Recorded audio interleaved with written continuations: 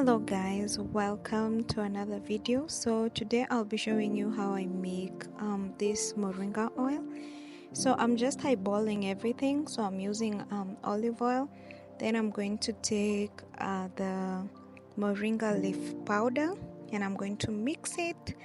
So before I go through with the recipe and what I do, you need to understand that moringa is actually very beneficial, not only to our hair, it also helps our skin as well.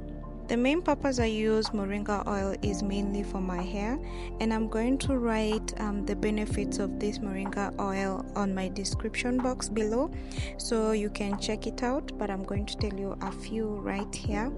So here what I'm doing is, after I've mixed it, I'm going to boil it and I'll let it sit there for 5 to 10 minutes.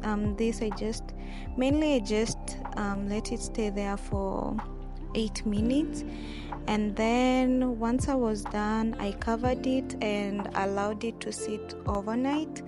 And actually this was 24 hours later. I took it and strained it, and yeah, that's about it. It's not that hard. So what I love about this moringa oil is it actually boosts hair growth, and it's a natural detangler. And I use olive oil because it also helps with smoothening my hair cuticles, and you can find the rest of the benefits in the description box below.